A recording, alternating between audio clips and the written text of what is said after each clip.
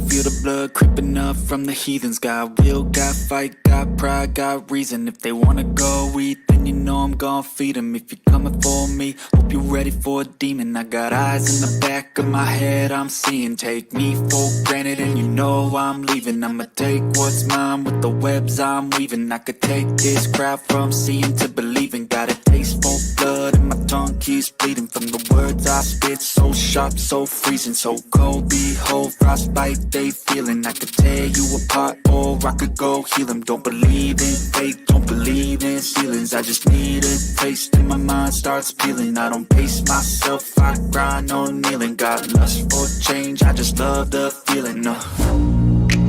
I ain't gonna give up. Got too little time, I'ma live up. Head down, push forward through the tough times. Cause anything worth doing is a tough climb. And I ain't gonna give up. Got too little time, I'ma live up. Head down, push forward through the tough times. Cause anything worth doing is a tough climb. Cause I'ma live life for the fight, yeah, I'm here to get it. I got drive, got sight, always have a vision. I go by at night, I be in my feelings. I'ma be fine, need time, and I'll soon be winning. I live life for the fight, yeah, I'm here to get it. I got drive, got sight, always have a vision. I go by at night, I be in my feelings. I'ma be fine, need time, and I'll soon be winning. I can feel the blood creeping up from the heathens. Got will, got fight, got pride, got reason. If they wanna go eat, then you know I'm gon' feed them. If you're coming for me, hope you're ready for a demon. Creeping up from the heathens. Got will, got fight, got pride, got reason. If you wanna go eat, then you know I'm gon' feed them.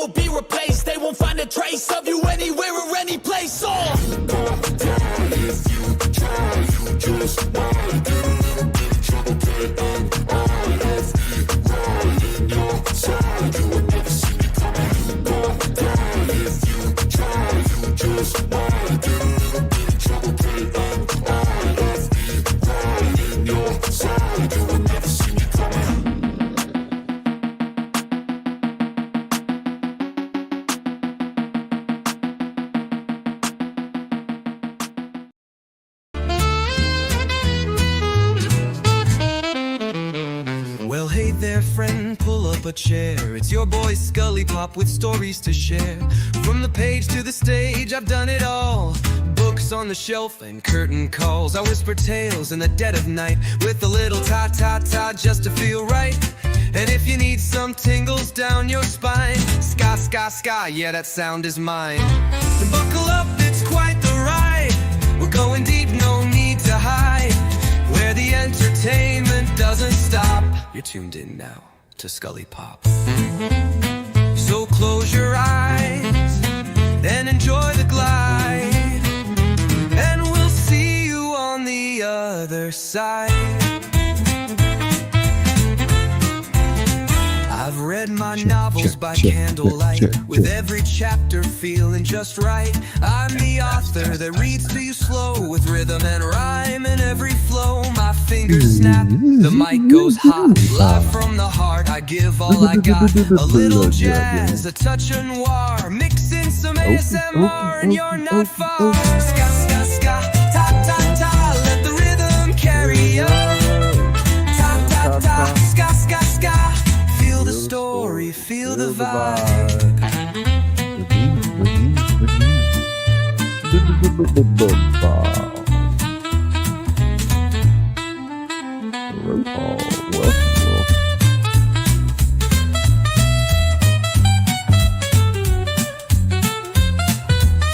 Ska, ska, ska, ta, ta, ta, let the rhythm carry you. Ta, ta, ta, ska, ska, ska, feel the story, feel the vibe. Buckle up, it's quite the ride. We're spinning dreams on the other side, where the entertainment doesn't stop. You're vibing now with ScullyPop. So dim the lights and let it slide, and we'll see you on the other side. Yeah. Stories whispered, curtains raised, books turned to gold and voices praised. I'm just the guide on this wild old ride, and if you're still with me, I'll see you on the other side. Da, da, da.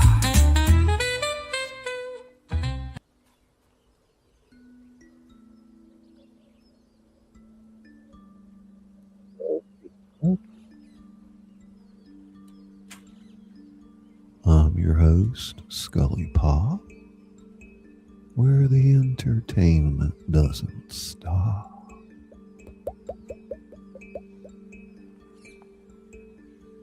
Welcome to the show.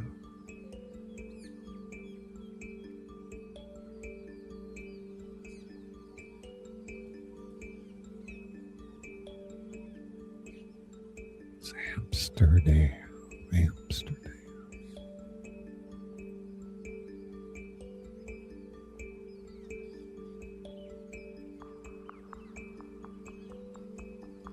Welcome, welcome everybody.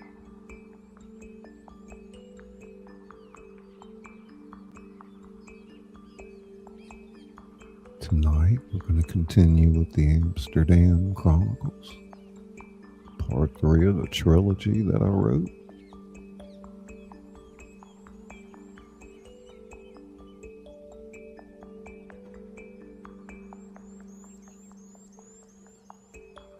Good to see you, Izzy Pop. Y'all make sure to check your membership milestones.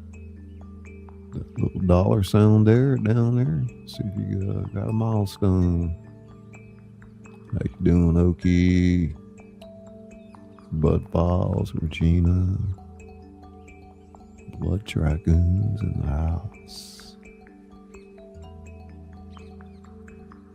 Got the Izzy Pop emoji. Blood Dragoon. Blood Dragoon.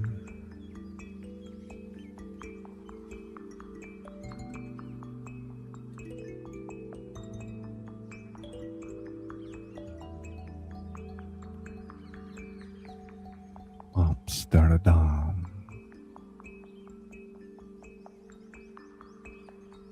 There you go, Regina. 8 months. Wow. Thank you. Izzy's dropping our Emerald Wonderland playlist.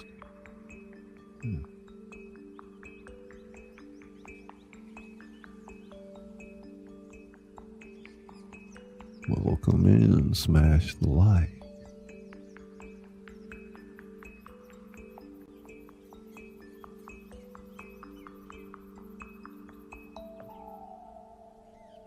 Anybody ever been to Holland?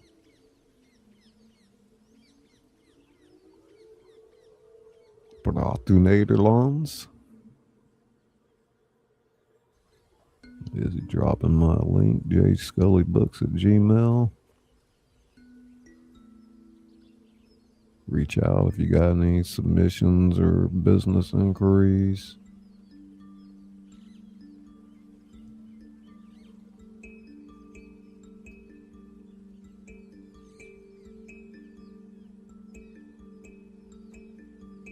It's our We'll Make It Pop link to our new channel. Starting our membership platform, which you'll be hearing more about very soon.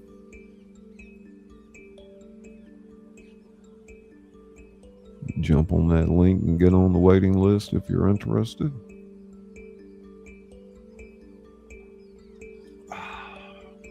Got some good tea. Everybody got something to drink, something to eat. Be reading for a little while. Feel free to comment in the chat. Drop emojis if you're a member.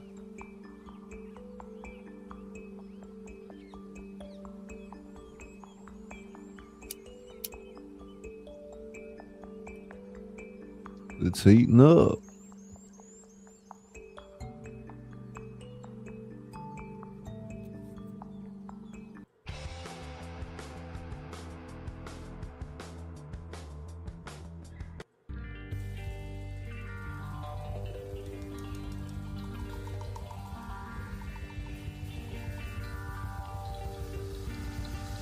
Story time.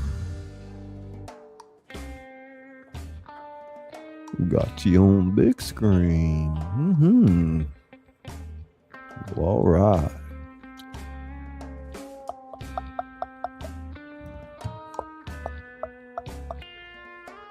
Whoop, whoop.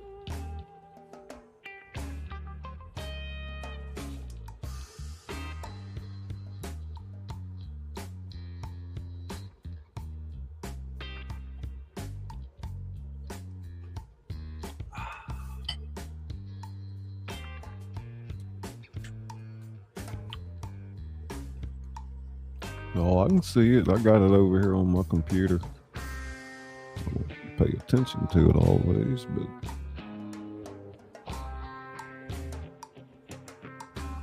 we're on chapter 7.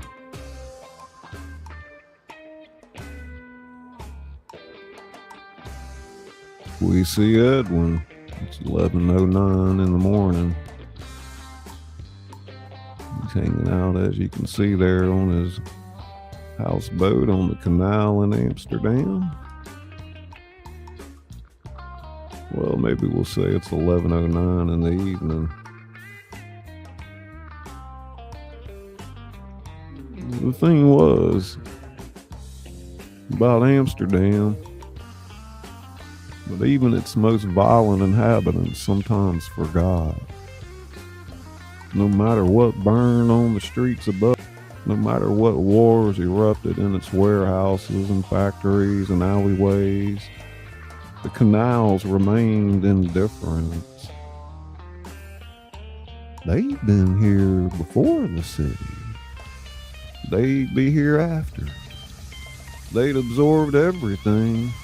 Blood, ash, ambition, grief. It kept flowing, slow and green and utterly unmoved.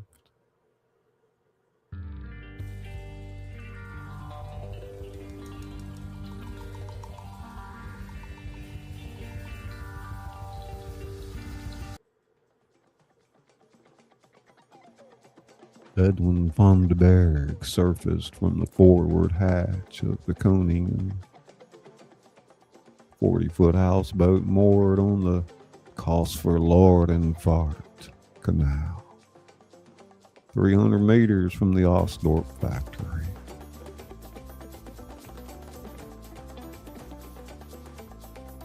He'd been underwater for 4 minutes in full diving gear, moving along the canal bottom through the silt and darkness while his world detonated above him. Plan B had been prepared 6 months ago, when he'd first gotten wind that someone in Antwerp was asking questions about him. A man with 15 years in this business didn't survive by having only one exit.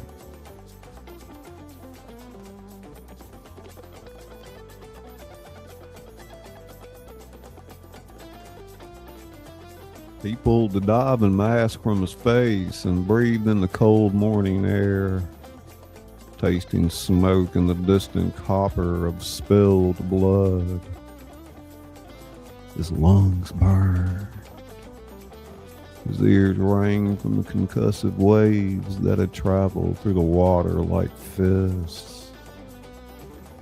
But he was alive, and alive was everything.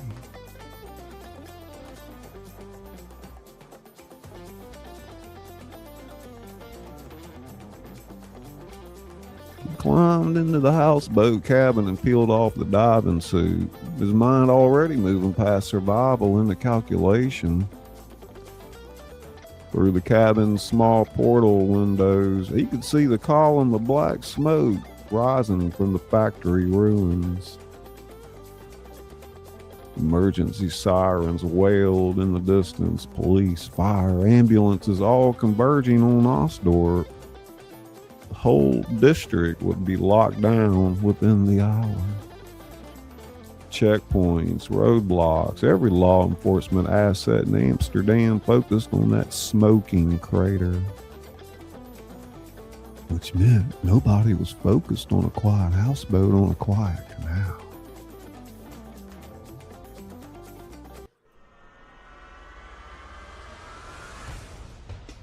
The cabin was spare but functional. Change of clothes in a waterproof bag. Dark trousers, black sweater, nondescript jacket. Prepaid phone with 6 numbers stored. 200,000 euros in a fireproof case under the floorboards. A Beretta M9 with 3 spare magazines. And a laptop encrypted, containing everything that mattered: accounts, contacts, contingency plans layered like the pages of a book, each one leading to the next. He dressed quickly, methodically, the way a soldier dresses before battle rather than after.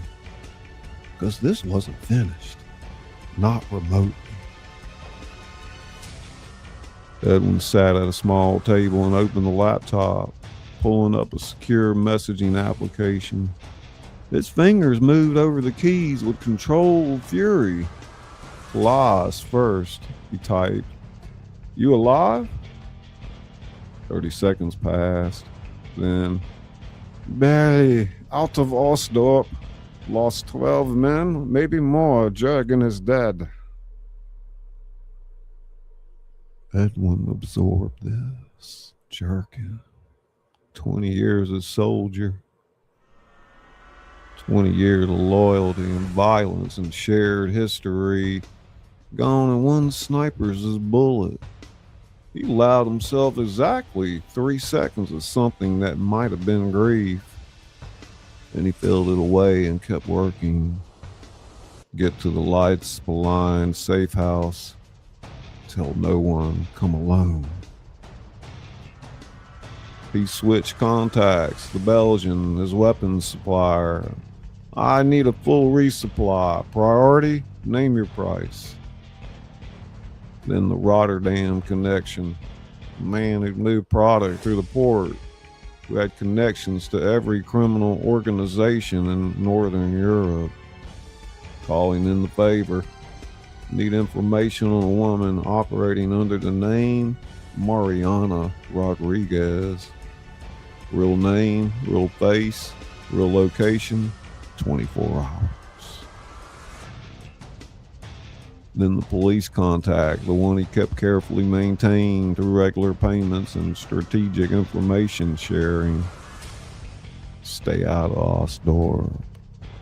Don't look too hard at what happened there. There'll be something in your account by morning.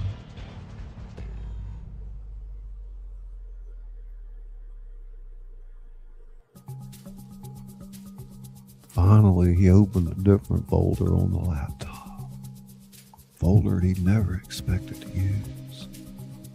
Folder titled simply Ghost Protocol.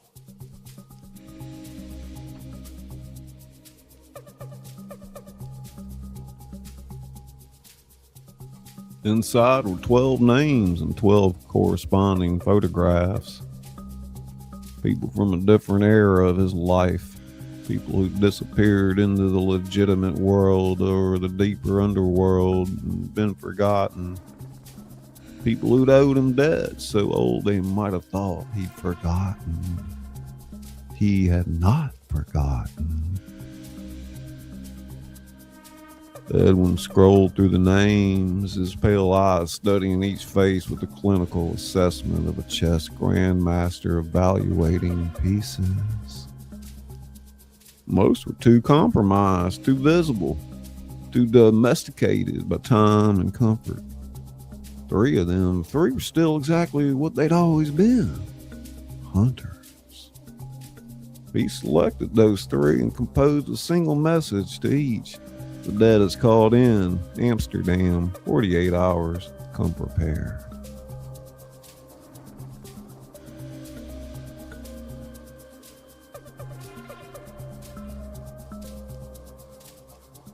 He hit send on all three, then closed the laptop and sat back in the narrow cabin, listening to the distant sirens and the lapping of water against the hull. The coning in rocked gently and differently, as if today were any other day. Edwin looked out of the porthole at the smoke-dark sky. Mariana Rodriguez. She built 5 years of preparation, 5 years of patience, 5 years of mowing pieces around on a board she thought only she could see. She used Teese as bait and Edwin as the target. She probably expected him to die in that factory like everyone else. Instead, he was sitting here damp, furious, and very much alive.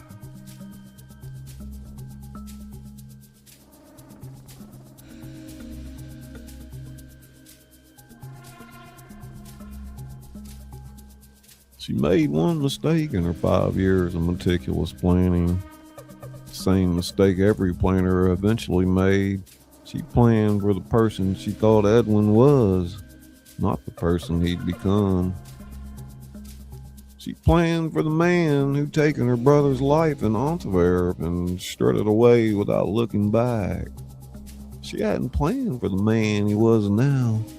The man who survived 15 years in the most treacherous criminal landscape in Europe.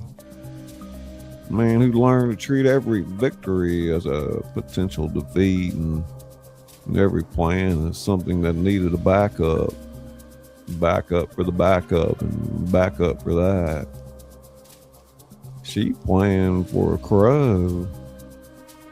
She hadn't planned for a phoenix. Edwin poured himself 2 fingers of Geneva from a bottle he'd stashed in the cabin years ago, raised a glass in a private toast to no one, and drank. "Your move," he said to the smoke-filled sky. Then he began to plan.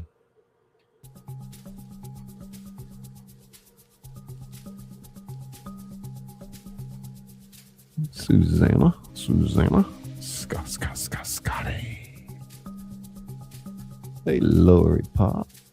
What you doing, darling? Come on in. Prop your feet up, relax.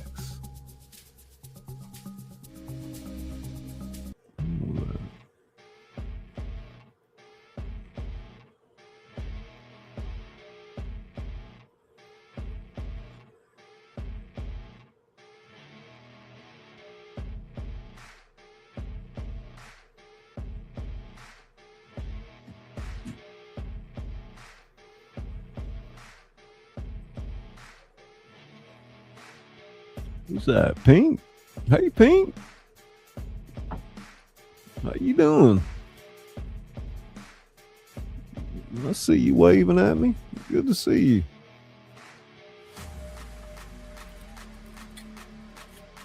Oh, Pink Pop. I went to a festival in Holland in 1994 called Pink Pop.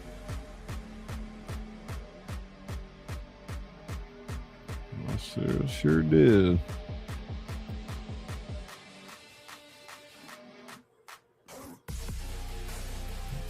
Reading a little Amsterdam tonight.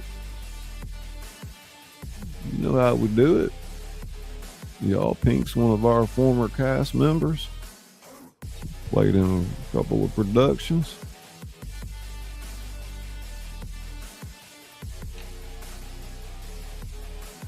Hope your evening's going well. I hope you've been doing okay.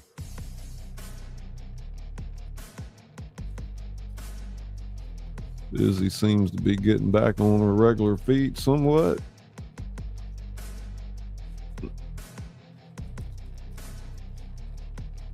So y'all keep pushing, keep pumping. You got it. You got this.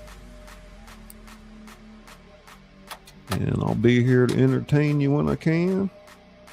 Working on a lot of other projects. I'd like to say it's a convergence of sorts.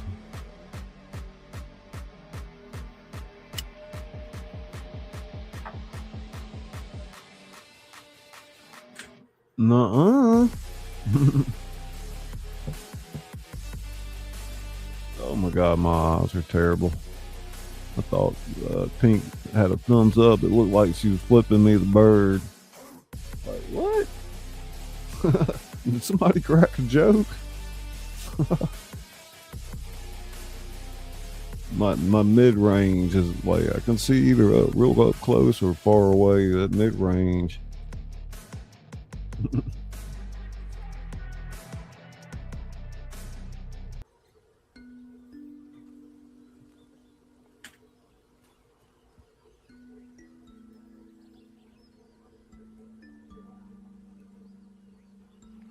Nuh-uh. Yeah, it's a thumbs up.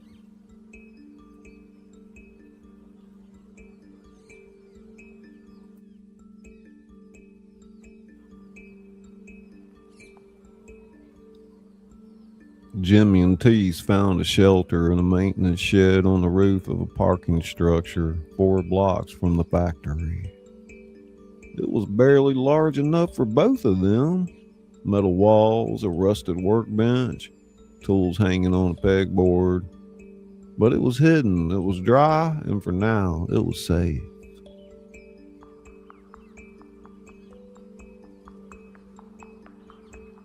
Jimmy sat on the floor with his back against the wall, his body finally surrendering to the punishment of the morning. The check. The cancer reasserted itself with viscid. Oh my God. I'm going to start this paragraph over. Check. Jimmy sat on the floor with his back against the wall, his body finally surrendering to the punishment of the morning. The cancer reasserted itself with vicious insistence. The pain was extraordinary, the kind that lived in the marrow, made breathing feel like swallowing glass. He didn't show it, not all of it, not in front of the boy.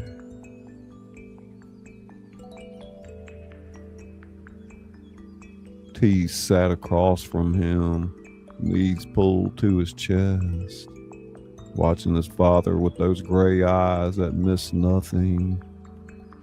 "You're bleeding." Jimmy looked down. He was.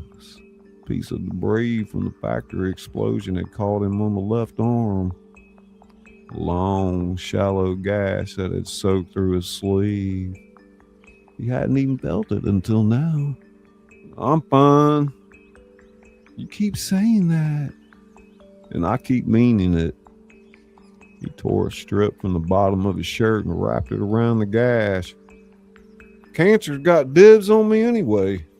Cut's not going to change the scoreboard. Tease didn't laugh. Instead, he leaned forward and tightened the makeshift bandage, his young hands careful and precise. For a moment, they sat in silence. A distant wail of sirens drifting up from the streets below. Smell of smoke still thick in the air.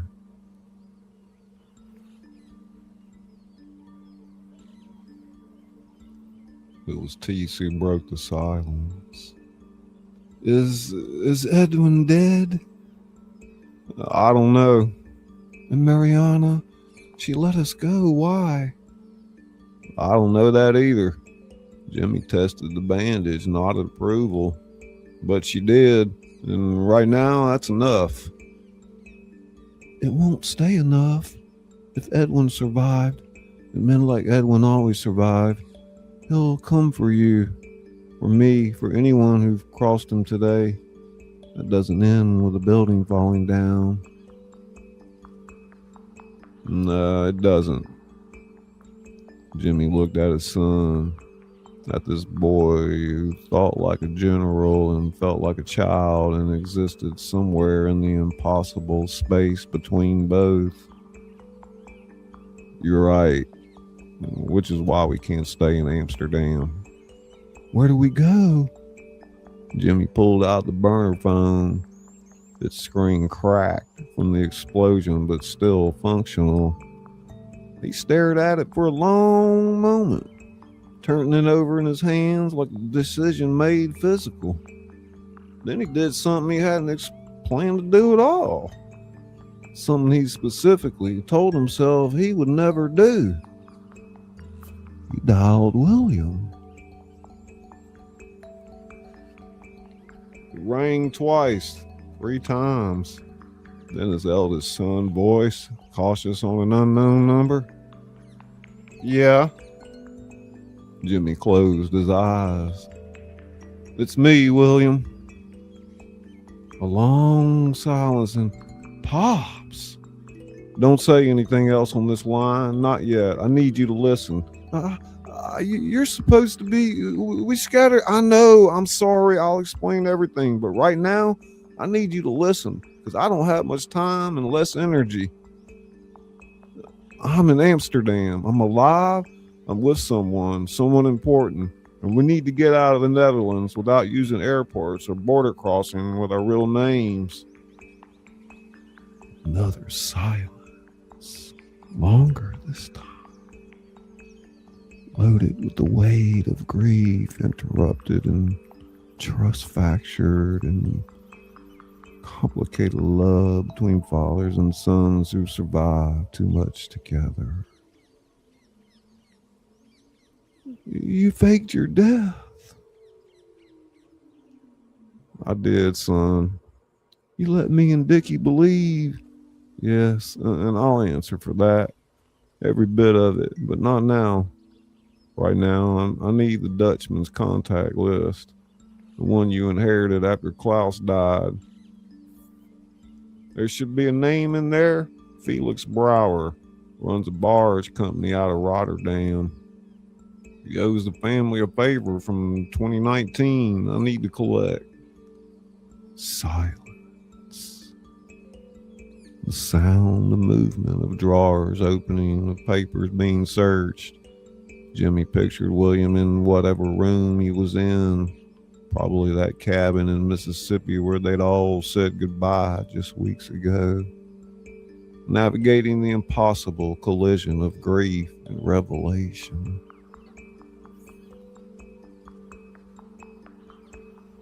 I found it, Dad. Felix Brouwer, Rotterdam. I've got a number. Read it to me. William did. Jimmy memorized it, repeated it back, confirmed it. Pops, are you really alive? Is this real? I'm really alive for now. Jimmy's chest tightened, pain in his lungs sharpening. And William, there's something else I need you to tell you. Something that's going to take some processing. What? You have a brother, half brother. His name is Teese. He's 14 years old. He's sitting across from me right now, looking at me like I lost my mind. He glanced at Teese, who was watching with those gray eyes gone wide. When we get out of this, I need you and Dickie to take care of him, because I won't be there to do it much longer. Silence on the other end of the line was total, deep as a canal bottom, still as water after an explosion. Then William said very quietly, "Okay, Pops, okay.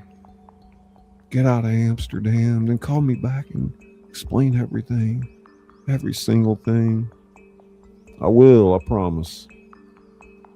He ended the call and looked at Teese, who was staring at him with an expression that sat somewhere between stunned and devastated.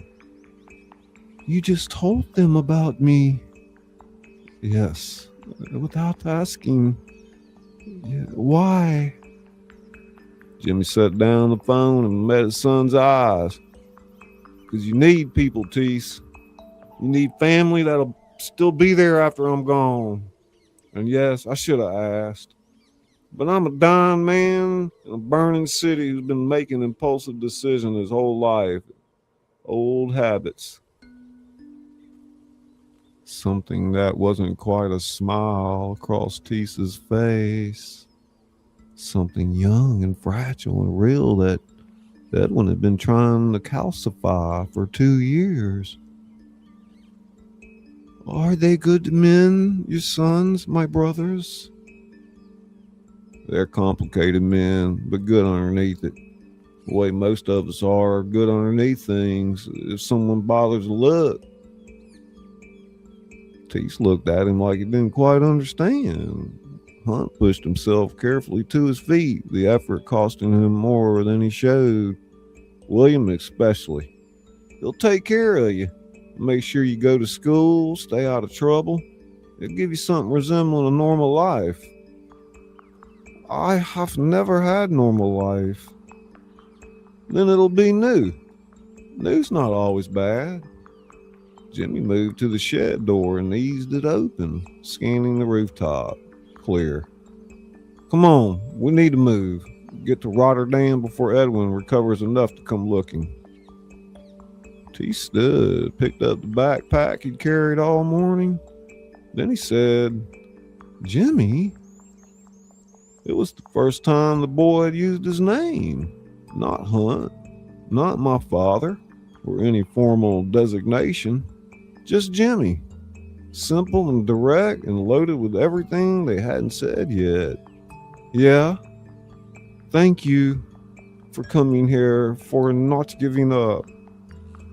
Even if it was stupid and dangerous and probably going to get us both killed." Jimmy felt something loosen in his chest. Not the cancer, something older and more stubborn. Something that had been clenched tight since a night in Holland long ago when he made a choice and gotten on a plane and told himself he was doing the right thing. "Thank you for reading the letter and for giving a dying man one last chance to do something right." They stepped out onto the rooftop in the smoke haze Amsterdam morning, father and son, moving north toward the train station and the road to Rotterdam and whatever came next. Neither of them looked back at the column of smoke rising from Osdorp. There was nothing back there worth looking at anymore.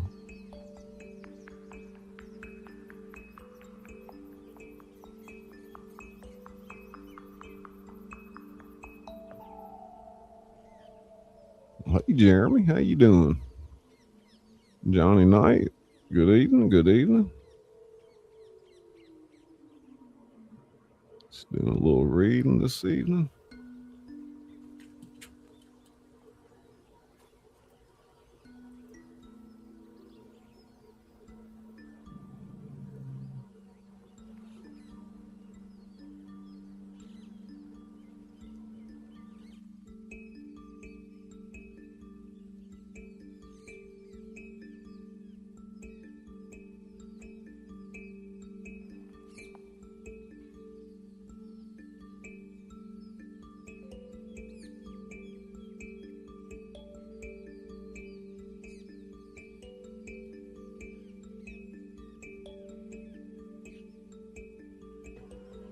Hey, bro.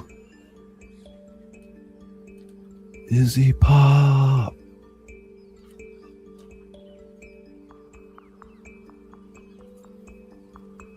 Got everybody ushered in, Izzy Pop. Y'all can leave your coat at the front. Be there waiting when you get the show's over. Check in with the concierge.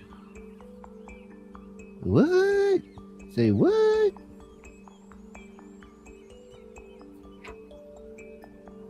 Yeah, we got a book going.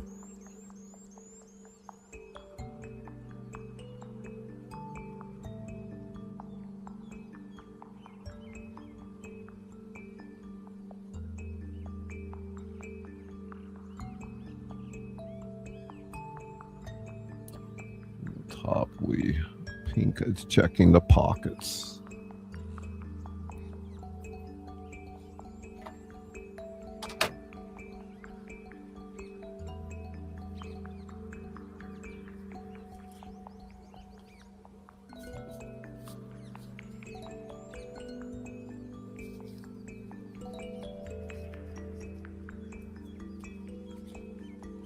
Oh my god, that's funny.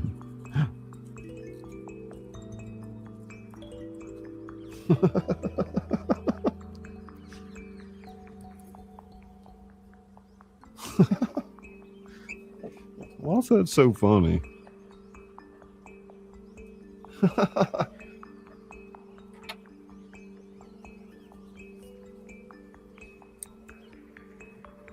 How's all that lint get in a pocket anyway?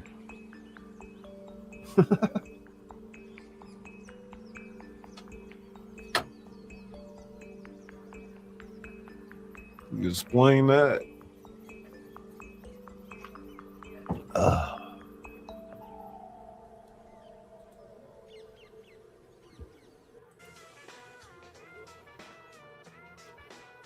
She making lint ball.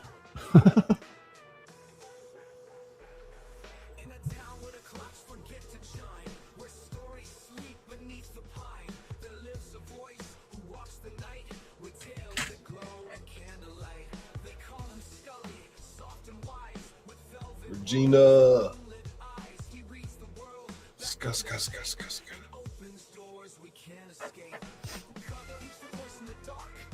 Regina, did you ever get to the end of the book? The first book, Dutch, because this is the third book, but we got the sequel, Land of the Dirty South, and I still have to come up with a name for this one, so maybe somebody can come up with a cool name I can use. That's going to be kind of neat, to have a trilogy of novels like that, but so we got that, and I got the other two novels that I wrote, Carnival Crew and The Awakening, and then we've got the two, I guess you could call them novellas, the two Emerald novellas. They're not quite long enough to make a novel, and that wasn't my intention anyway. And then I got another book, The Blue Diamond, but Lord have mercy, man. I mean, how many is that? I published Les Le Bon Temps Roulé in Dutch and all these other manuscripts just sitting around collecting dust, I'm trying to train my AI assistant. I'm just going to wake up one day and hand over all the manuscripts and say, look, go publish these for me. The days of having to, get any third parties to do anything as far as publications go. I mean, shit, that seemed like a one-man job to me. Albeit the marketing, But let me see if I can count them. That's going to be 1, 2, 3, 4, 5, like 7 or 8 books. I don't even know. And then I got the short story and the whole thing. I did all those short stories. You could probably turn that into how do you call that? Oh my God. An anthology or whatever. Yeah, I think that's be most people, everybody losing their job to AI. They're gonna need people to watch the AIs. That's what it is. That's gonna be everybody's job is just watching the AIs. Except for doctors and construction workers and I mean you think the robots would be doing construction, but not really, they can't get in all those crampy spaces and things. They're not designed like that. I mean, you could probably do some mass production type things, but I mean, I don't even know, like what, not yet. I just got it. Oh, okay. I wish I could sign it for you.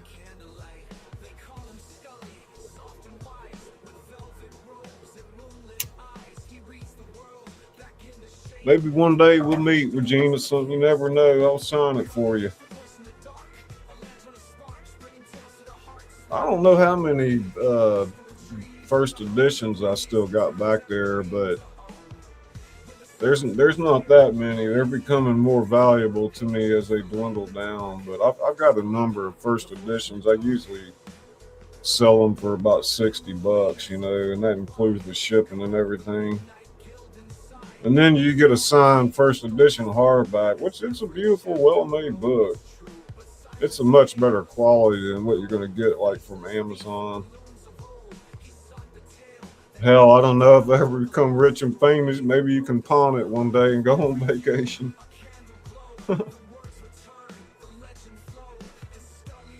Well, you know what they say. People get one good book and then everybody go back and read all the other things, And then you got book sales galore.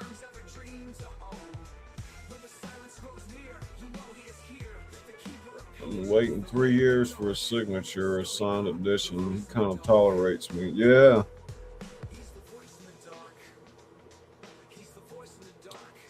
Send Izzy a whole case of books, huh?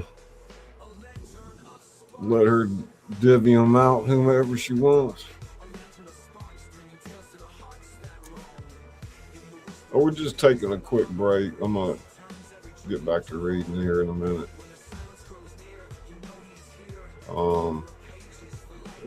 Those y'all, we're going to be getting this other stuff going soon with We'll Make It Pop. So, stay tuned. We'll be dropping the links to that here and there. We'll be doing some lives and showing y'all the tools and ways you can save 20, 30 hours a week on content creation. I mean, ain't no reason to do like the little menial things that tend to take hours when you can press a button and just get them done in 2 minutes and then focus on what you do, that way your creative side. And if you think about it, there's a lot of stuff we do pre and post production on videos. When you're monetized, you got to pay attention to that kind of thing. And it'd be nice to have some kind of automated workflow that just makes it simple. So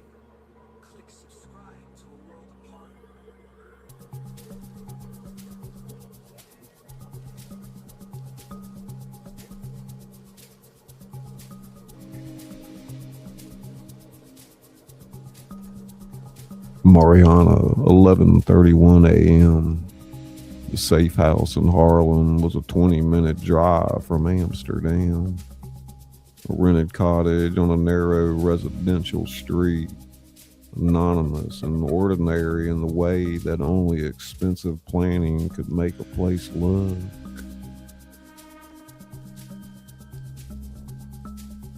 Zamora had taken the wheel while Mariana sat in the back seat watching the city give way to suburbs, give way to the quieter geometry of the countryside. She wasn't celebrating. She never planned on celebrating. Revenge wasn't champagne and fireworks. It was the absence of something. the particular silence that replaced obsession when the obsession finally burned itself out. But the silence wasn't there yet. She checked her phone, 3 messages from her team in Osdorp. 12 of Edwin's confirmed dead, maybe more buried in the rubble. His organization effectively decapitated. No clear sign of Edwin himself, which was either good news or very bad news, depending on how she looked at it. No confirmed kill on the primary target. There it was. Things she'd known was possible, but hadn't let herself fully consider. Edwin might have survived. Men like Edwin, with their backup plans and their houseboat contingencies and their 15 years of cultivated paranoia. Men like that had a way of surviving things they shouldn't.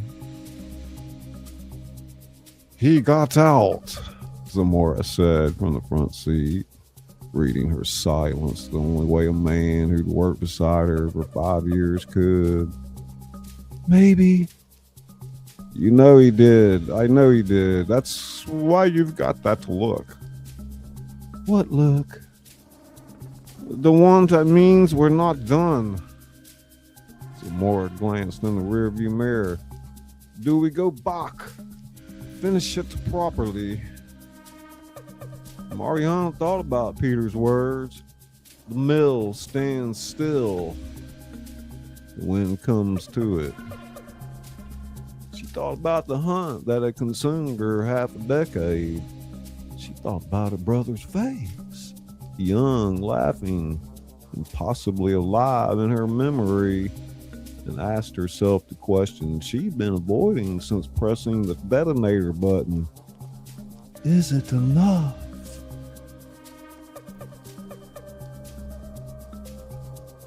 The factory was gone. Edwin's army was shattered. His reputation was ash. In the criminal world, news traveled fast. By tomorrow, every organization from Amsterdam to Antwerp would know that Edwin van der Berg had been played by a ghost. That alone would destroy half of what he built. Fear and respect were the twin currencies of his world, and he just bankrupted both accounts. Was it enough?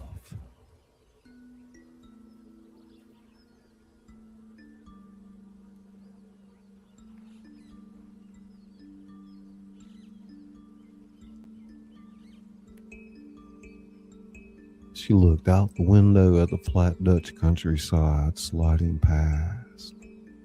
The windmills standing patient and eternal against the gray sky. And she thought about the boy on the rooftop, Peace, her brother's age when he died. The same desperate quality in his running, the same sense of someone trying to outpace a world that had decided to swallow them whole. She let them go. In the moment, it felt like mercy. Now it felt something larger, something she hadn't had a precise word for yet. No, we don't go back. Not today. Then when? When the time is right. When the wind blows. She turned from the window. Edwin will rebuild. Men like him always rebuild. But he'll rebuild smaller, slower, more carefully.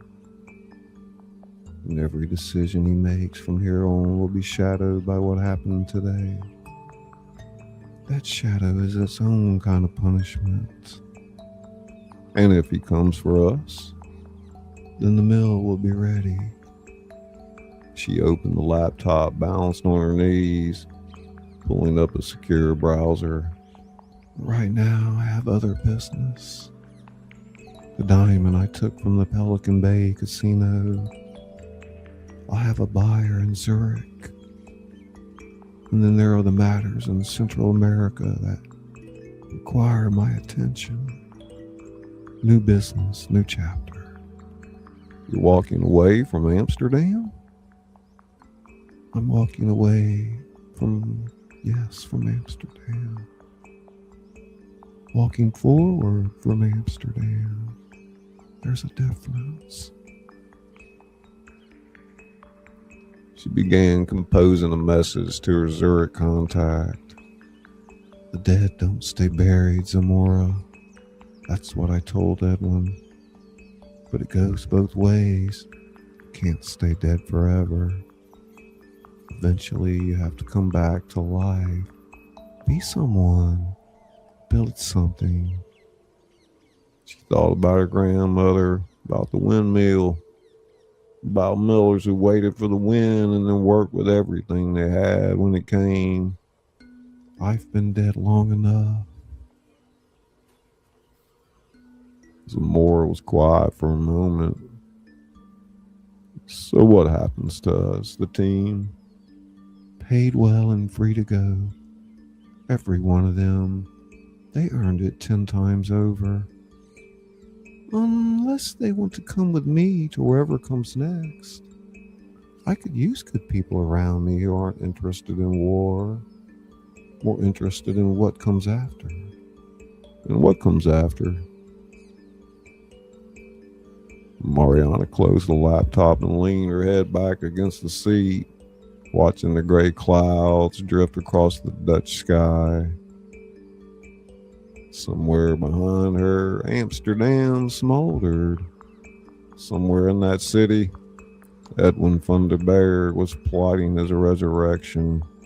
Somewhere on a train heading south, a dying man and his son were beginning something new.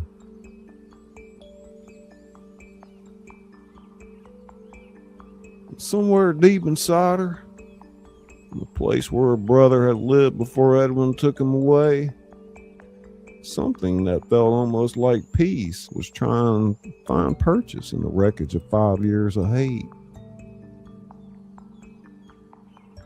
Almost, but not quite. I don't know yet, but I'm going to find out. Car moved through the Dutch countryside, past the windmills and the flat green fields and the canals that carried everything away, past the past and toward whatever horizon came next. The wind was still blowing.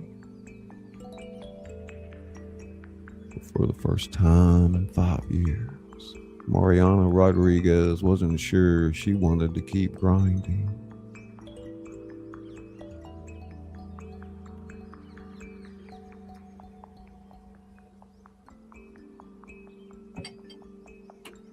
Good evening, Lakeside Laura. Spider Pigs in the house. Hey, Roby. Roby Pop. It's story time. Spider Pig. Lakeside. Ska. Lakeside Laura. Ska.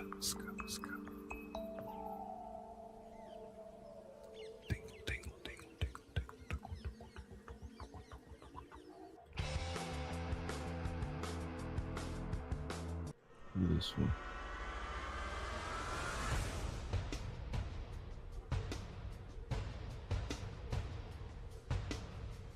Edwin, 12:14 p.m. The Koningen moved slowly south along the system. Its engine barely above idle. Its hull carrying one passenger who appeared in no database, on no manifest, and no record of any kind. Edwin sat in the cabin, laptop open, with 3 messages from his Ghost Protocol contacts, all confirmed. His resources were depleted but not gone. His organization was shattered but not destroyed. And his pride, the thing Mariana had tried hardest to break, was intact. More than intact. It was forged. He thought about the boy, Tisse Dubois, who he'd invested 2 years in, who he'd groomed and protected, and yes, perhaps used in ways that weren't entirely honorable, who'd chosen a dying man he'd never met over the empire Edwin had offered him. In a strange way, you can almost respect it, almost. But respect didn't change the equation. Tisse knew things about Edwin's organization, his contacts, his methods. That made him a liability. And Hunt, the father who'd slipped back into the world from behind a funeral, was a complication that had already cost Edwin too much. He opened the Ghost Protocol folder again. The 3 hunters he'd activated were already in transit. Former soldiers, former intelligence operatives, men who'd crossed lines for Edwin years ago and whose loyalty was ensured by the secrets they shared with him. Men who could cross Europe undetected, operate in tight spaces, find people who didn't want to be found. He typed a new file name at the top of a blank document, Phase 2. Underneath it, he wrote 3 names: Mariana, Hunt, Tisse. He studied the names for a long moment. Mariana was the priority. She orchestrated his humiliation, destroyed his army, and was probably already moving toward whatever exit she'd prepared. Hunt was secondary, dying anyway. Limited operational capacity, but connected to people and information that needed to be contained. Tisse was last but not least, the boy who knew too much and had chosen wrong. He stared at Tisse's name for a long time. Then he did something unexpected, even to himself. He deleted it. Not because of mercy. Edwin Fontaine had no vocabulary for mercy, but because of something more pragmatic. The boy was 14 years old and had made a choice. In time, after his father died, after the warmth of that reunion faded into the reality of an ordinary life, Tisse might find that ordinary life insufficient. He might come back looking for the world Edwin had offered. And if that day came, Edwin intended to be there. Some investments, he learned, required patience. The Koningen glided south, the canal opening before it like a road made of dark water. The smoke from Ostdorp was invisible now, lost in distance and cloud cover. Amsterdam was behind him. Rotterdam was ahead, then Antwerp, then Brussels, then wherever Phase 2 required him to be.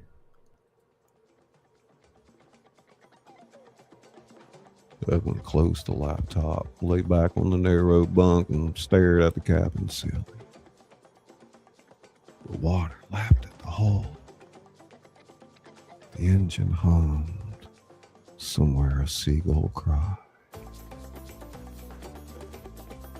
He was Edwin Fontaine. He built an empire from nothing. He'd survived raids and betrayals and rivals who thought they were cleverer than they were. Been born with nothing and built everything. One setback, even a catastrophic, humiliating, expensive setback, was not the end. It was the beginning of the next chapter. He closed his eyes. In 4 hours, he'd be in Rotterdam. 12 hours, he'd be out of the Netherlands entirely. In 48 hours, phase 2 would begin. And this time, there'd be no mercy in the plan. No loose ends, no variables unaccounted for. This time, the Crow would not be denied. The houseboat moved south through the heart of Holland, silent as a secret, patient as a predator, carrying its dangerous passenger toward a horizon full of nothing but possibility and revenge. Still water, always still water, until the storm came again. End of chapter 6.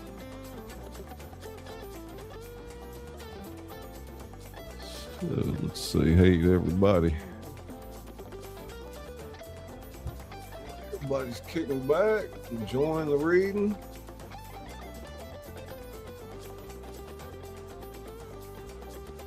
I got an e-reader. What first one? Which book you got? Shit.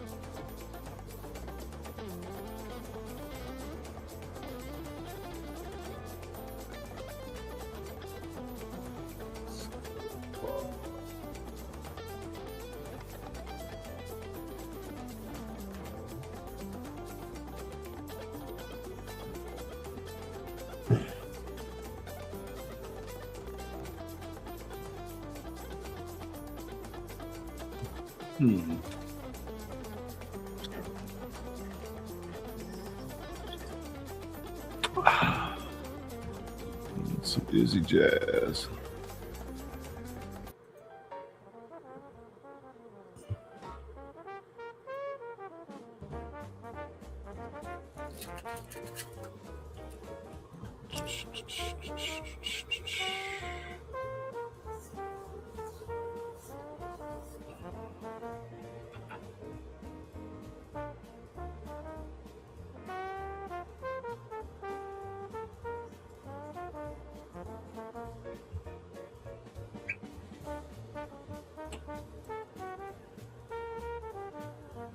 I think that's the first song Izzy made for me right there.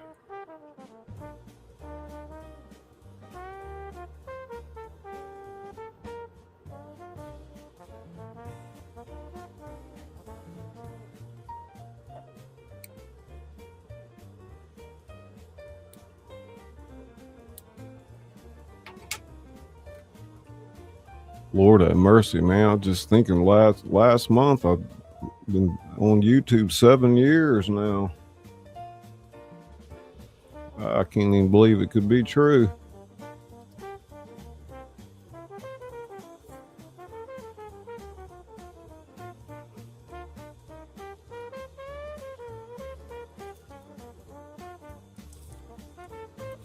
Man.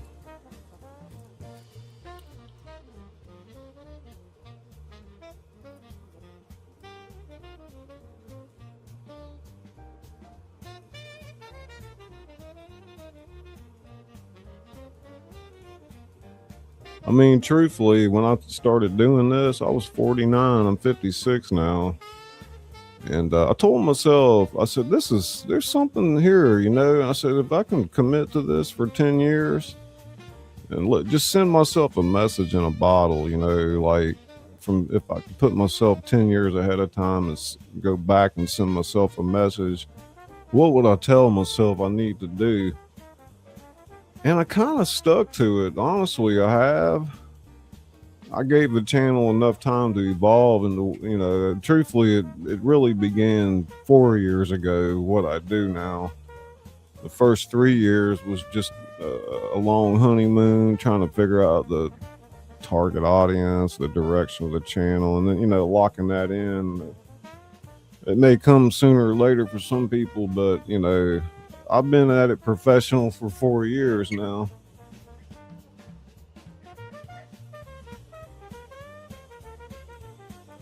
But I will say this, you know, between Izzy and me, we know enough about the things you can and can't do, and we have a lot of things that we've prepared to help people, and we've done a lot of work to get to that point, so other people don't have to do that work, and you can still get in with a fair chance.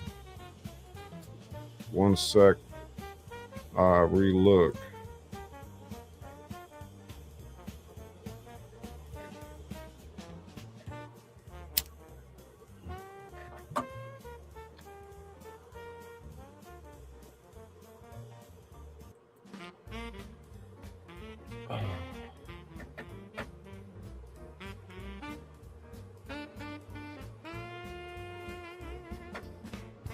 Some emojis out there. Let's get a member emojis.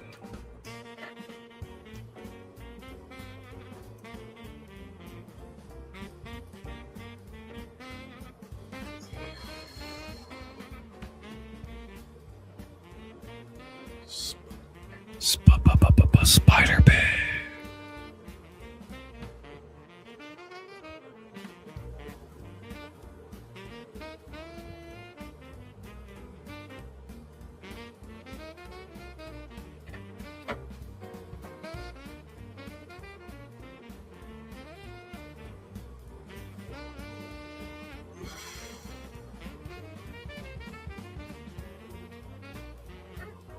Oh my God, I thought my mic was on mute.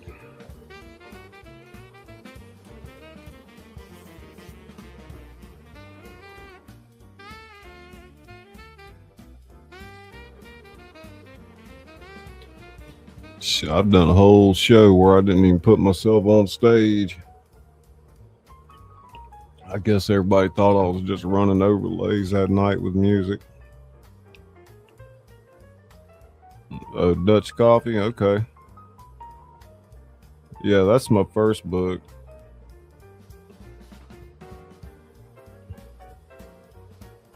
My second book is Laissez le bon temps rouler, which is a different story entirely. And then Land of the Dirty South hasn't been published yet. And what we're reading now is the third book of that. Land of the Dirty South is the sequel to Dutch. And this is the sequel to Land of the Dirty South, which I really enjoyed writing Land of the Dirty South, because I brought the Dutch gangsters back to Mississippi and mixed them up with some squirrely, rednecks and whatnot. So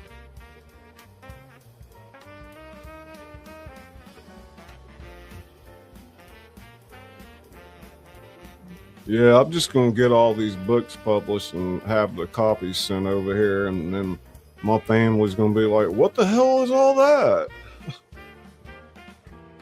I mean, like, you think I've been doing, twiddling my thumbs up there? Shit. Nah, truthfully, as far as creators go, we can only expect, our family and friends to understand so much. It's difficult to explain what goes on behind the curtain.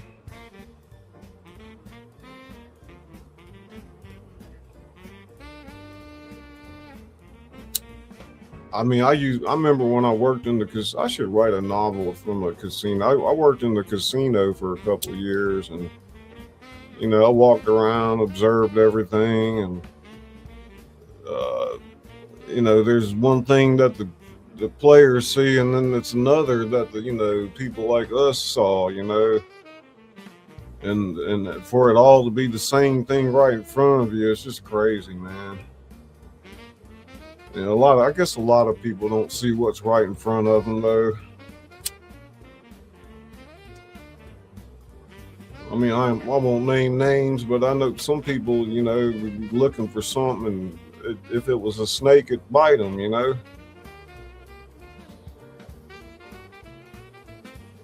It never ceases to amaze me when somebody's like looking right at something and they can't see it,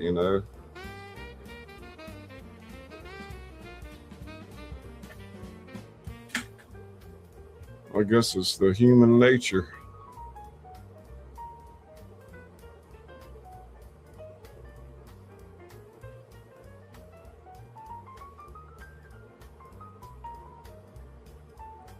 You see somebody looking for their glasses and they're like on their head or something, you know.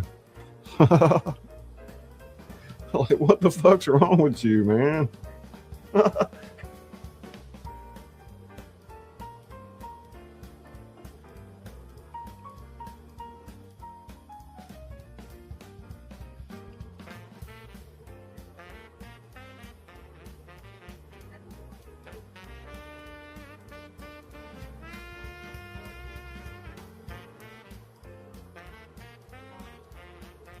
That's a real famous place down there.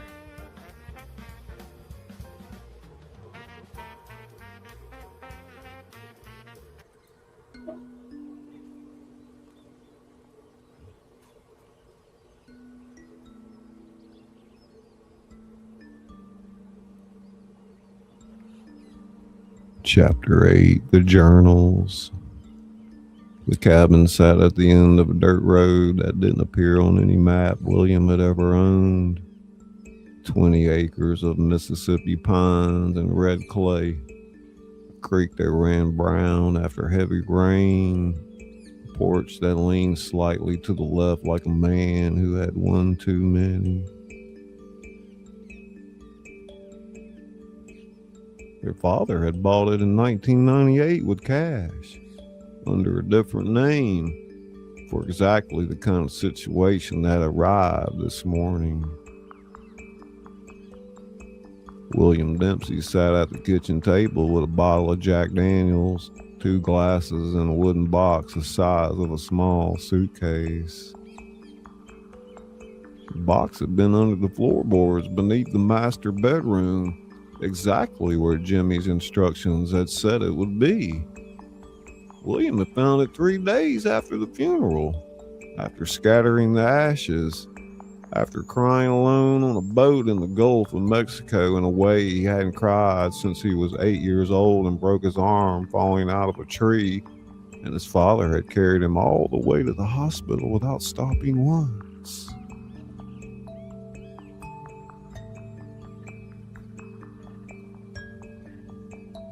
He found the box, read the note taped to the lid for William. When the time comes, and it will come, and then he put it back under the floor and poured himself a drink and tried to convince himself the time hadn't come yet. Then the phone had rung. Dickie came through the screen door with mud on his boots and sawdust on his shirt. Look, a man who'd been doing honest work and hadn't been told the world was about to fall sideways. He was 41 years old and had spent the last 3 weeks processing his grandfather's death. His near-death experience at the hands of cartel soldiers. And the fundamental restructuring of everything he thought he understood about the Dempsey family. He was not, William thought, ready for another restructuring. But ready or not, sit down, William said.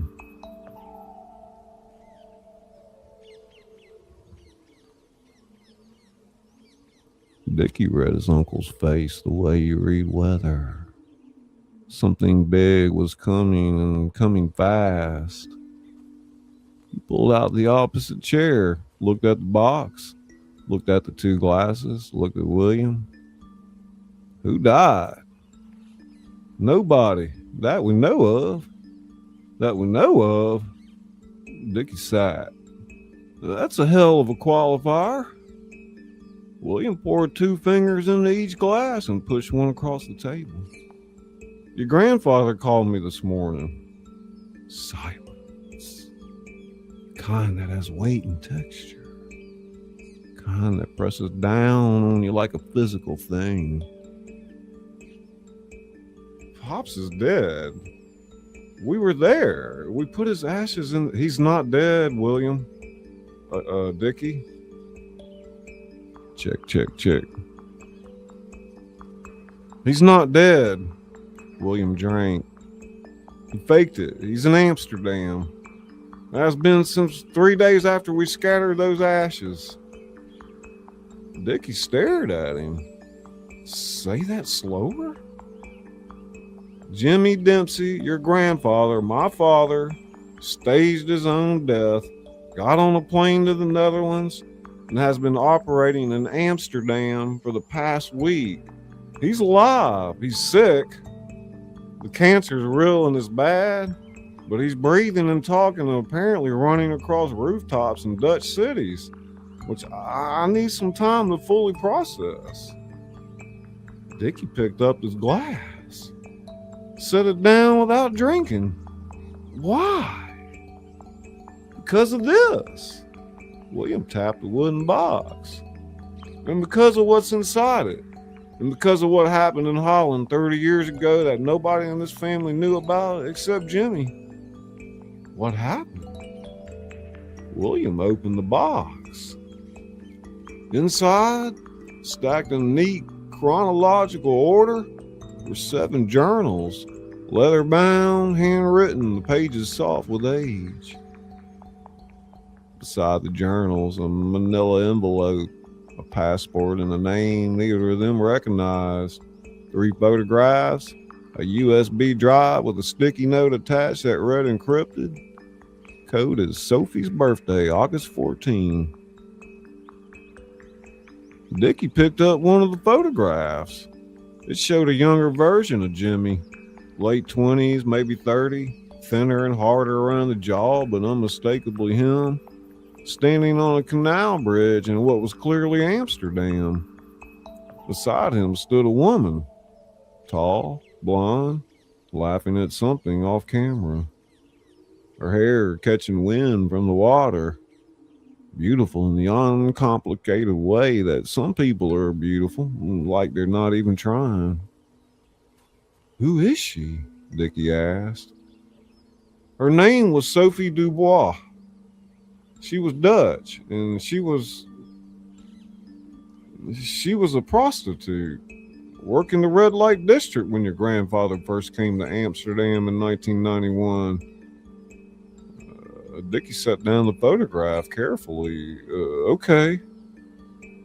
They had a relationship, a real one, not a transaction, at least according to the journals. He came back to Amsterdam 3 times over 4 years.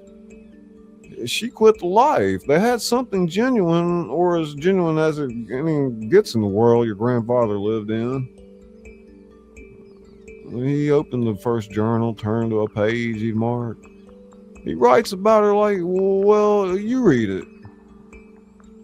Dickie took the journal and read the marked passage. Jimmy's handwriting was small and precise, each letter formed with the deliberate care of a man who taught himself penmanship from a book. Sophie makes me feel like the version of myself I might have been if things had gone differently. Not better, necessarily, just different. She doesn't care about money or power or any of those things I spent 30 years accumulating. She cares about morning coffee and the way light comes through the canal water in October and whether the tulips are going to come back this year. She is the most uncomplicated person I have ever loved in a life full of complicated things. Dickie set the journal down. He loved her. He loved her, but he was also, at the time he wrote that, in the middle of something that made loving anyone a complicated proposition. William reached into the box and pulled out the manila envelope. In 1994, your grandfather was working in a Dutch criminal organization. Mid-level operation, drugs, fencing, stolen goods, some gambling. He'd been brought in as an American connection, someone who could move product through southern ports. He wasn't the boss. He wasn't a soldier. He was a businessman. He was a criminal. He was our father and grandfather, and he was many things, most of them complicated. William opened the envelope and slid out a document. Handwritten, 4 pages, dense with names and figures. In March of 1994, Your grandfather and 3 other men robbed a diamond courier operating between Antwerp and Amsterdam. The take was $3 million in uncut stones and bearer bonds. Dickie was very still. $3 million. $3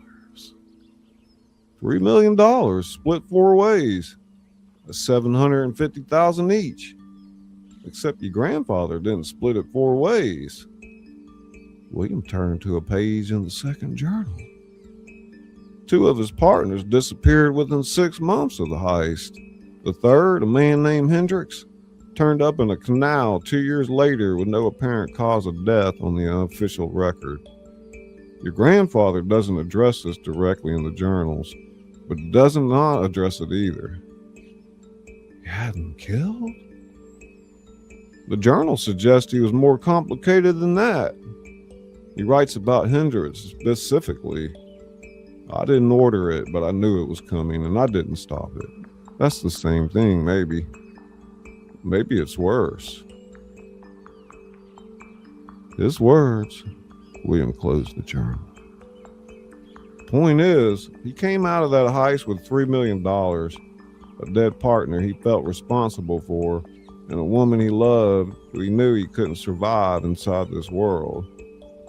So he left her. He left Holland, came back to Mississippi, but he kept the money, and here's where it gets interesting. William picked up the USB drive. According to the last journal, the one from 2003, your grandfather took that $3 million and put it into the stock market. Not all at once. He used 3 shell companies, spread it over 18 months, focused on tech stocks in the late 90s and energy stocks in the early 2000s. He had help. Someone with legitimate financial credentials who asked no questions for a percentage.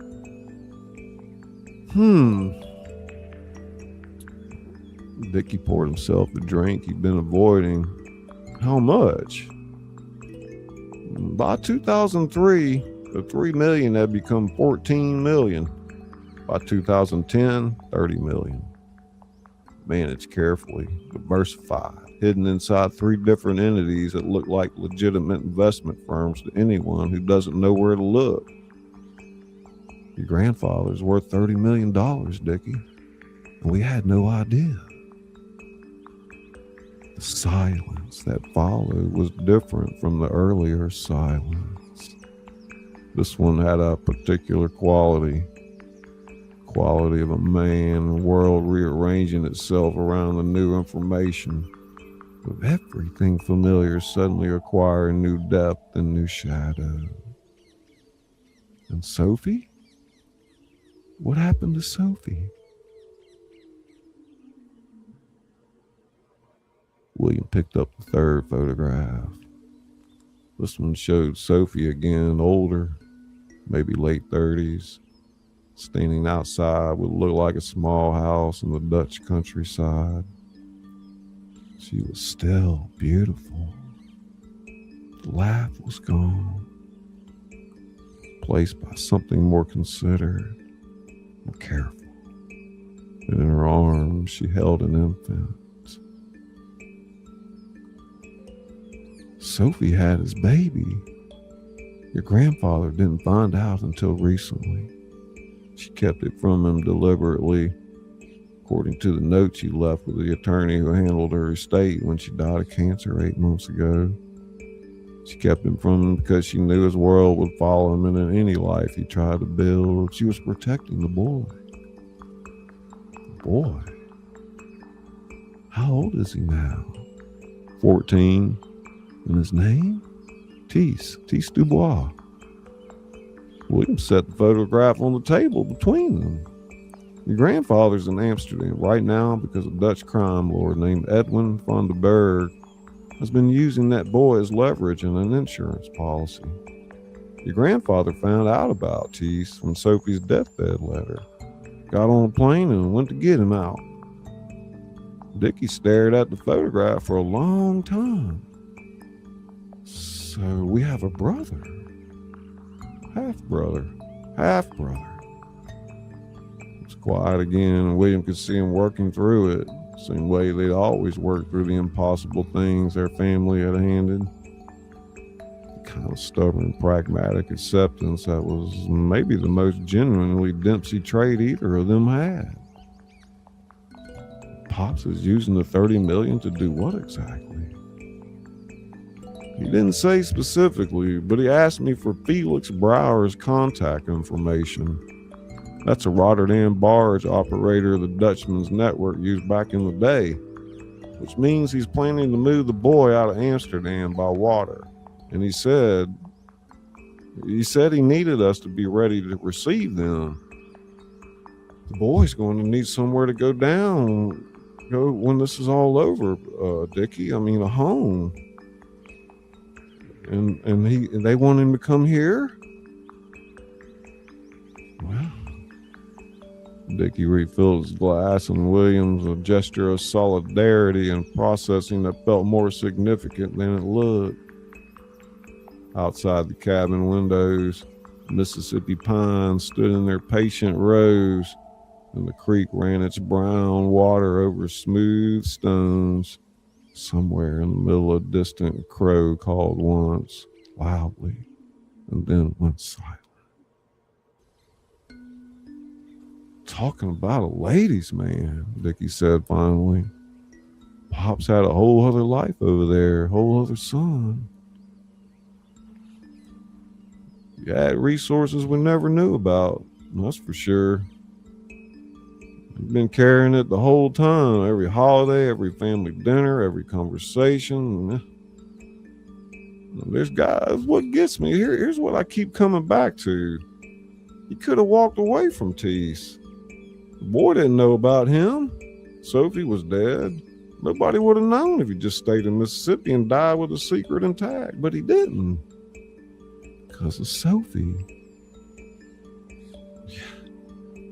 Maybe because of us too. Because he knew, what it felt like to be a boy without enough father in the room. And he didn't want Tease to have that same hole.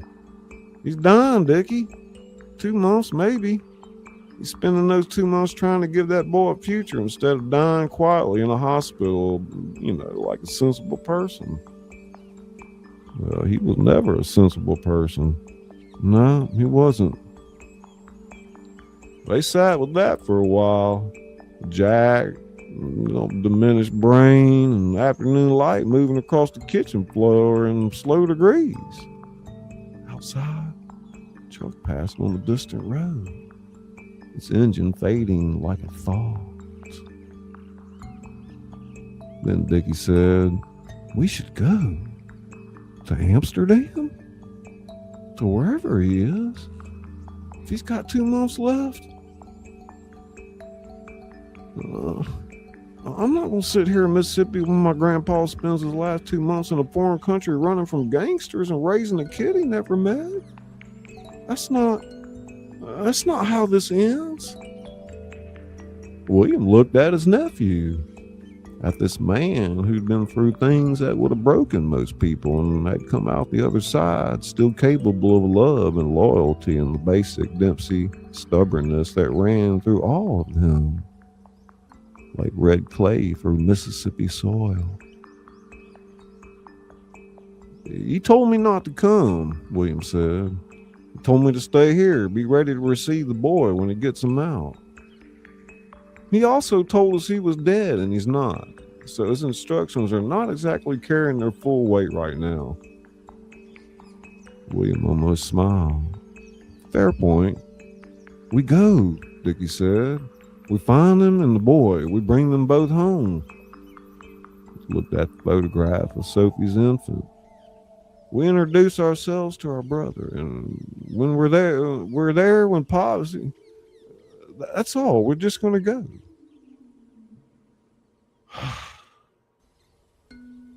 William stared at the journals, photographs. The USB drive contained $30 million.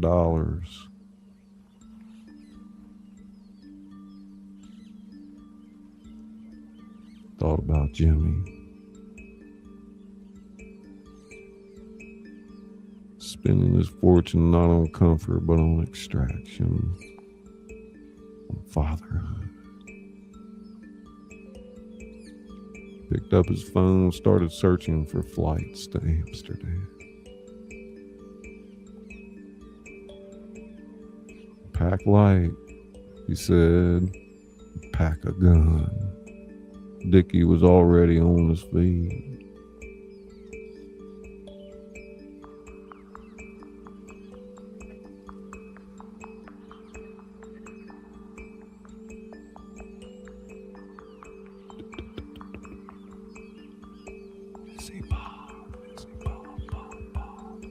Misha Lee.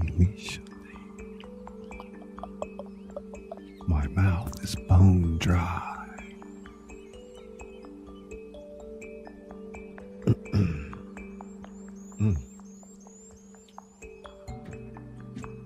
Oh man, I need to go get some tea. I did. My mouth feel like I'm chewing on pull chalk right now. Pull table chalk.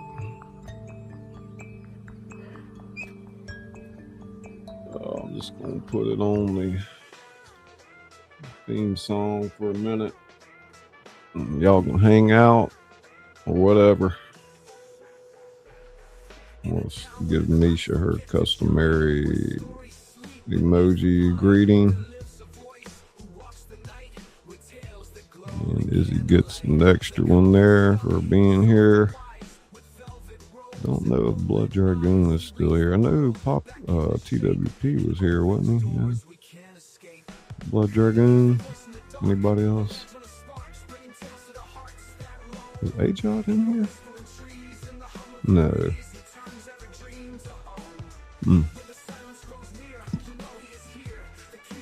Be right back. ScullyPop, the voice in the dark.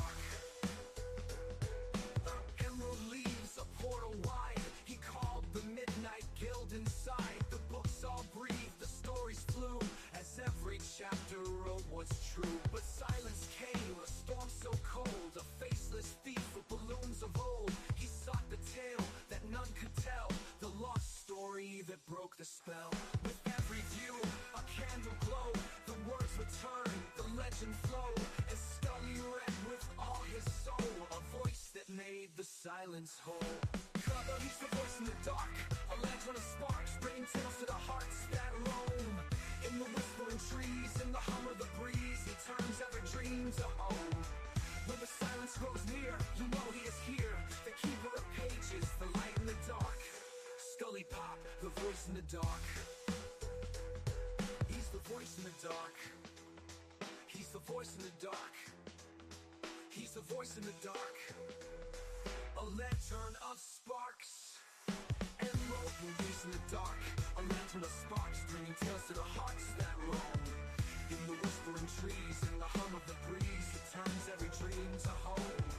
When the silence grows near, you know he's here, the keeper of pages, the light in the dark. ScullyPop, the voice in the dark.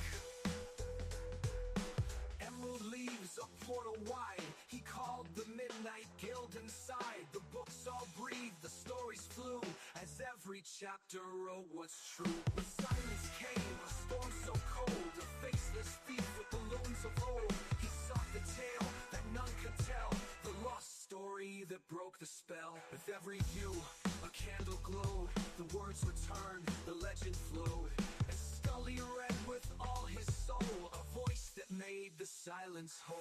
With every view, a candle glowed, the words returned, the legend flowed, and Scully read with all his soul, a voice that made the silence whole, a voice that made the silence whole.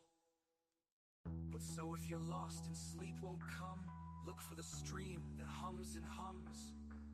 Click subscribe to A World Apart, where Scully reads straight to your heart.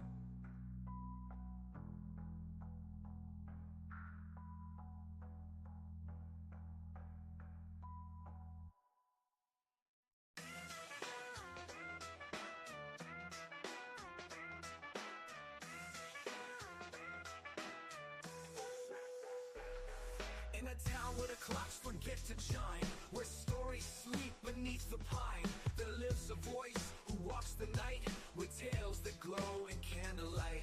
They call him Scully, soft and wise, with velvet robes and moonlit eyes. He reads the world back into shape and opens doors we can't escape.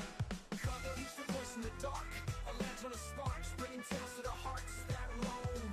In the whispering trees, in the hum of the breeze, he turns every dream to home. When the silence grows near, you know he is here, the keeper of pages, the light in the dark. ScullyPop, the voice in the dark. Emerald leaves a portal wide, he called the midnight guild inside. The books all breathe, the stories flew, as every chapter wrote what's true. But silence came, a storm so cold, a faceless thief with balloons of old. He sought the tale that none could tell, the lost story that broke the spell. With every view, a candle glowed, the words return, the legend flowed, and Scully read with all his soul, a voice that made the silence whole. He's the voice in the dark, a lantern of sparks, bringing tales to the hearts that roam. In the whispering trees, in the hum of the breeze, he turns every dream to home. When the silence grows near, you know he is here, the keeper of pages, the light in the dark. ScullyPop, the voice in the dark. He's the voice in the dark. He's the voice in the dark. He's the voice in the dark. A lantern of sparks. Emerald release in the dark.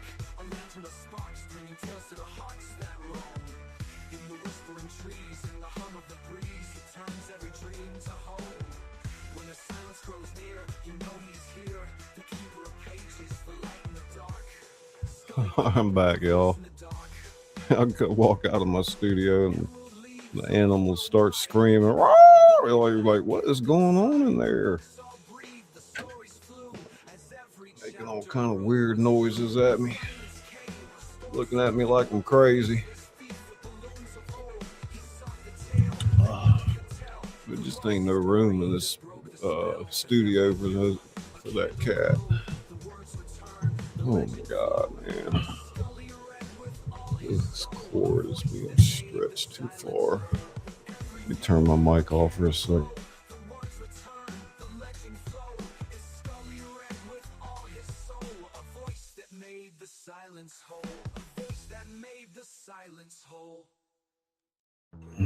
Too much tension pulling off my mic cord there. It just got bad over time. I had to loosen it up. Damn. That machine head. Damn, almost 2 years? Can you turn it up to 11, please? Right? What we got here? I don't want to turn that up too loud. Crank it up.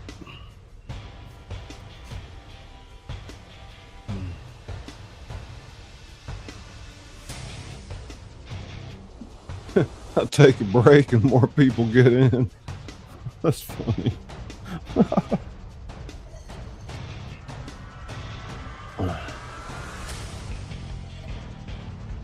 You get 10 people in there and then you go take a break and come back and there's like 20.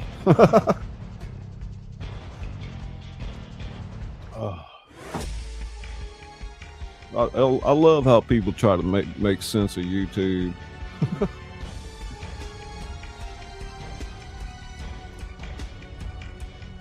Like, that's how I guess all those crazy rumors get going around. You can't put cops in the chat. No capital letters. And like nobody gets how spam works either.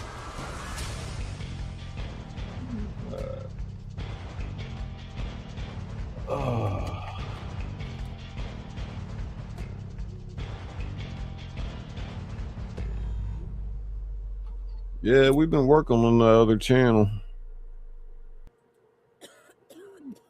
I don't know what's taking so long. It's either I get a setback or Izzy does. And we got a well laid out plan.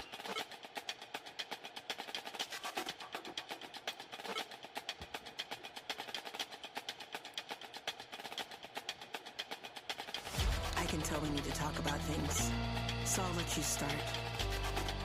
Yes, I'm listening. Oh, I understand that. You need help with what you say? Oh, that's crazy. That's crazy, because the last time that we talked about this, I felt like I was really clear. I gave you everything that you We got a needed little to bit hear, more to but read. you're still Not a asking lot, me but a for little more. bit. No, I'm just trying to understand what you're asking Trying to for. do 2 chapters at a time. I can't really describe right now is how We need angry I am about you not listening about to 36 what I chapters, said before. 36 to 40 chapters, so before we have a novel, guys. So, like right now, we're on chapter 8. There's a lot of twists and turns still to come. It just can't be any other way.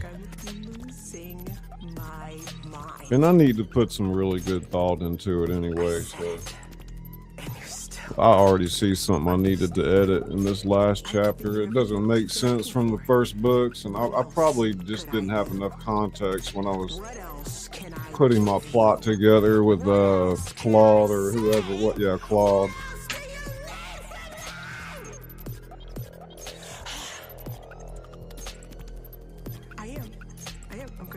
I'm going crazy.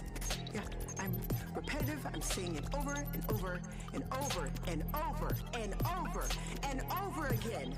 Why should I repeat myself? Why should I repeat myself? Why should I repeat myself? Why should I repeat myself? Why should I repeat myself? Why should I repeat myself? Why should I repeat myself?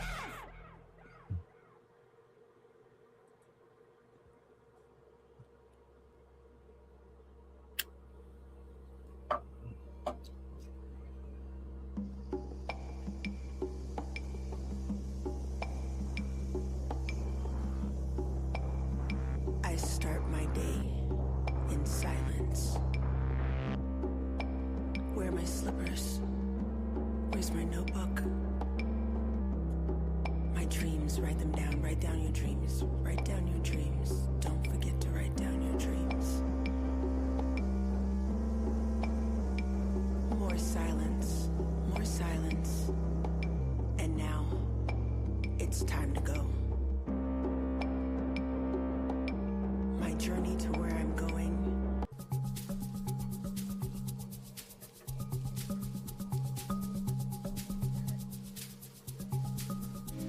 Jimmy aboard the Felix Brower barge, Amstel River, 2:17 p.m. The barge moves slow and low through the river traffic, its hold carrying a manifest of industrial equipment that no customs officer would find interesting. Felix Brower himself was at the helm, 60-ish, built like a refrigerator. A man of approximately 4 words per hour and absolute professional discretion.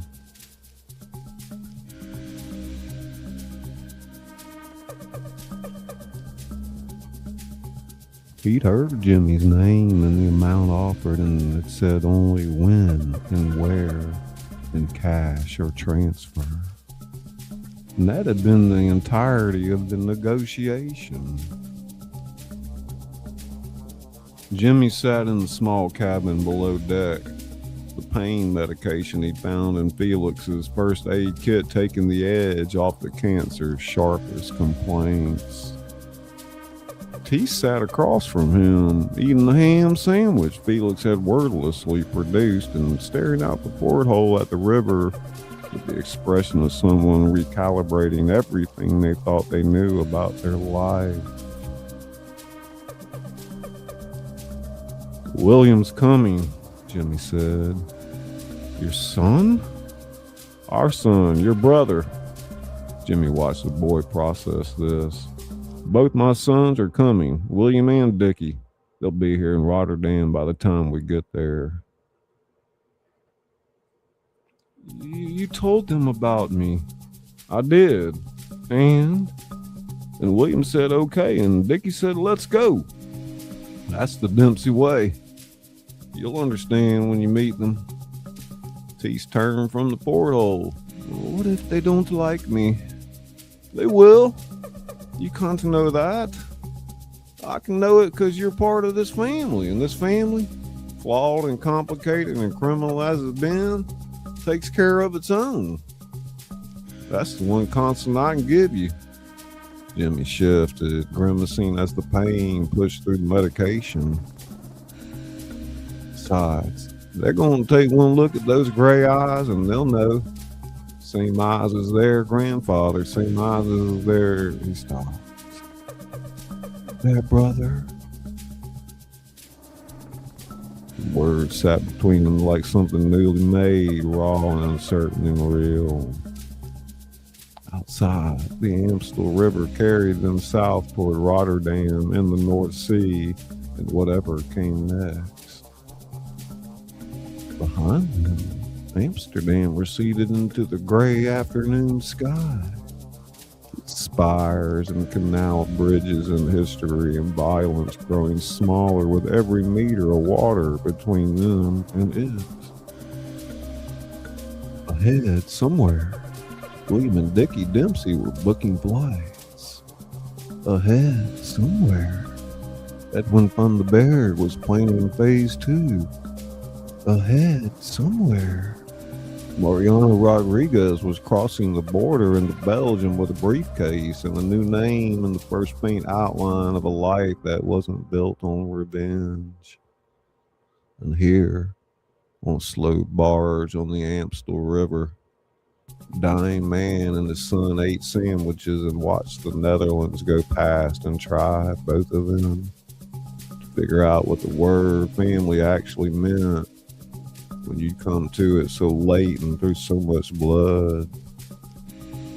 Jimmy? Yeah? The money Ren told me about, the 13 million, is that real? It's real. What's it for? Jimmy thought about Sophie, about the windmill she'd taken him to see once, early in their relationship, standing in the flat countryside watching the vanes turn in the October wind while she explained how her grandmother had described the miller's life to her. Patience, preparation, the willingness to wait for the right wind and then work without stopping when it came. It's for you. It's been for you, even before I knew you existed. I just didn't know who it was waiting for. He looked at his son. It's your inheritance, yours and William's and Dickie's, but mostly yours, because you're the youngest and the one who needs the longest runway. Teese was quiet for a moment. That's not why you came here, though. You didn't come here for the money. No. You came here because you loved my mother. Because you didn't want me to become what you were. Yes. Too late for some of it, he said. And there was no self-pity in his voice. Just a flat assessment of someone who had looked at themselves honestly and not looked away. I have done things I can't undo. So have I. So has everyone in this family. You're 14 and I'm 56, and the difference between us is time. You got enough love left to become something different. I don't. So the least I can do is make sure you got something you need to do it. The barge moved south. The river moved with it. The afternoon light caught the water and broke it into 1,000 pieces of gold. Teese picked up the last half of his sandwich, considered it, set it back down. I never had a father before, he said. I know. I don't know how to do this. Neither do I. We got a little time left to figure it out. I've been told that's enough if you use it right. The barge moved on. And in the hold of the Felix Brouwer's vessel, amid industrial equipment and discretion and the smell of river water, a father and his son sat together in the particular silence of two people who have found each other far too late and intend, against all odds, to make something of it anyway. End of chapter 8. Thank everybody for coming out tonight. That's chapter 7 and 8 from our Dutch Chronicles. And we're right on the money time-wise. It looks great. About an hour per chapter. I've been hitting it pretty hard lately, you know.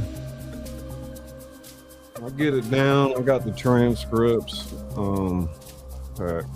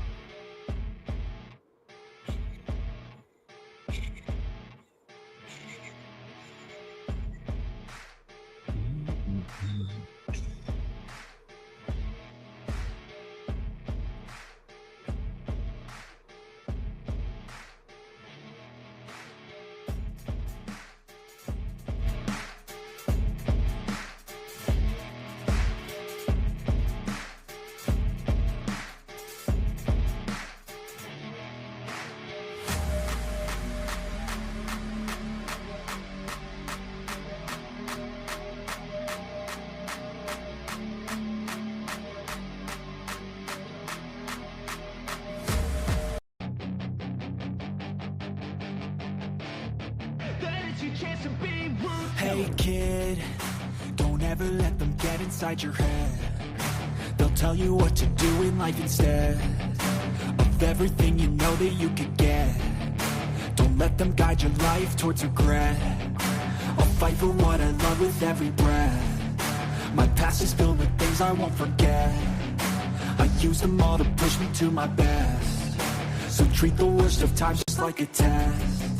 If only I could go back in time, I'd tell myself that everything will end up alright. Just push yourself, test yourself, figure out what you like, and find your limits, don't be rigid, always work towards a prime. Surround yourself with open minds, people can change your life. A few friends with intent can help you feel alive. Find a passion, take some action, and with a little time, just be patient, make a statement, try to enjoy your life.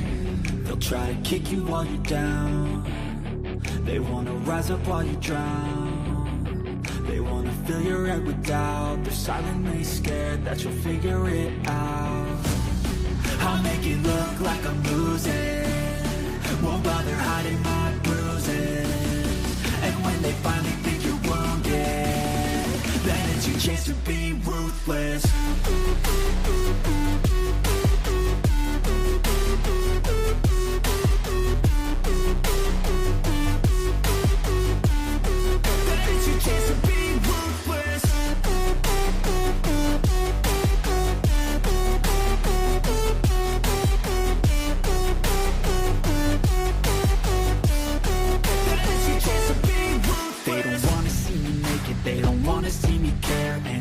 Make some progress, I can see that they compare. I think everyone's against me, maybe something in the air. Am I paranoid? I swear a void is forming and they're scared. I walk a straight path, not many can say that. I like to play fast, cross me and there's payback. You better pray that I don't see your face at any place that I go. I know you hate that. I've been doing fine, I'm not wasting any more time.